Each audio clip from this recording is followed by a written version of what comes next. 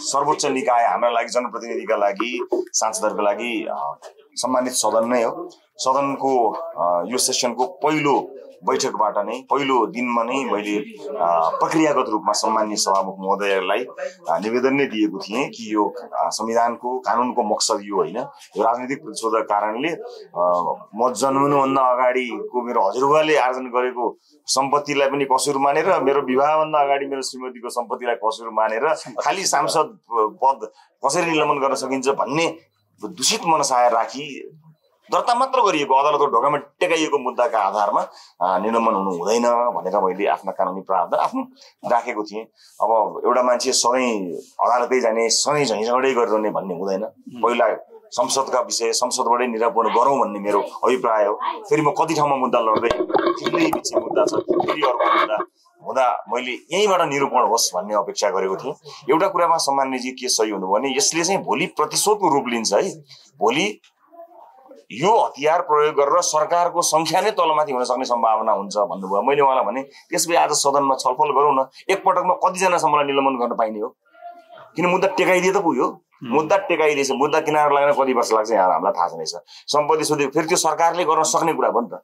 सरकारले कसैलाई सोध्नु परेन, किन यो त ट्रायलमै जानु नपाइकन उता टेक्यो यता सूचना टाँसियो सक्यो भनेपछि यो त कुनै पनि सरकारले भोलि सरकार परिवर्तन हुँदा सरकारले अर्को पार्टीलाई किन आफ्नै पार्टीको अर्को चाहिँ प्रतिस्पर्धी नेता छ भने त्यसलाई पनि सिध्याउने हतियार बन्यो।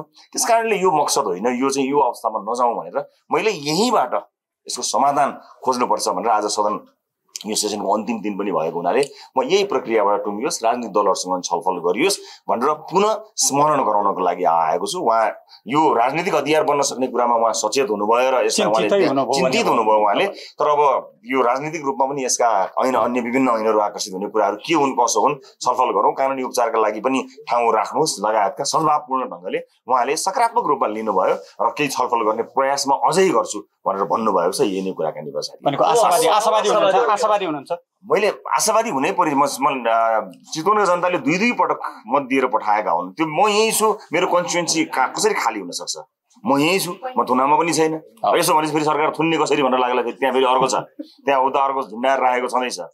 म तपाईँहरूलाई एउटा कुरा भनेर जान्छु। म आज धेरै म चितवनमा बोल्छु भनेको छु। बिहिबारको दिन म एकजना मान्छे यदि यसका 4-4वटा अदालतमा अर्को मुद्दा लागेपछि 5वटा उच्च अदालतमा हाजिर हुनुपर्छ, सम्भव छ?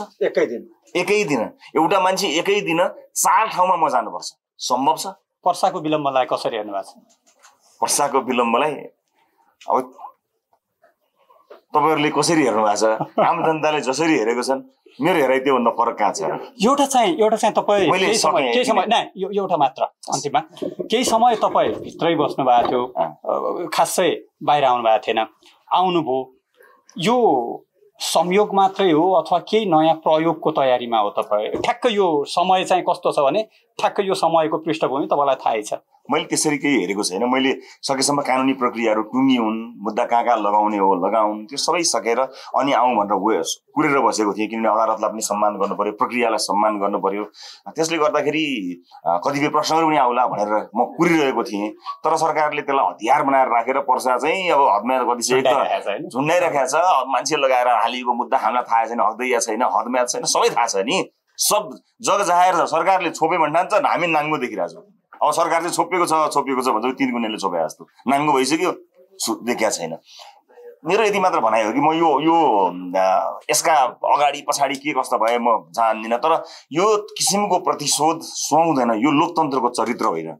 यस्तो चरित्रले लोकतन्त्रले आफूलाई जोगाउने अथवा यो लोकतन्त्र हो भनेर भन्ने यो अवस्था होइन। यो किसिमको व्यवहार सरकारले नगरोस्, म यति नै भन्न चाहन्छु। बाँकी अब यही छु तपाईँहरूको माझमा हुँदै भएन भने अदालत जाने त्यो विकल्प अन्तिम विकल्प हो। त्यसलाई पहिलो विकल्प बनाउनु हुँदैन, सकेसम्म मिलाउनु पर्ने हुन्छ। कहिलेसम्म जानुहुन्छ? यो सेसन नि सक्यो, अर्को आउला, अर्को नि सकिएला, कहिलेसम्म कुर्नुहुन्छ भन्ने कुरो कुर्नु पर्यो। के गर्ने? राज्य लागेपछि एउटा व्यक्तिको के लाग्दो रहेछ र?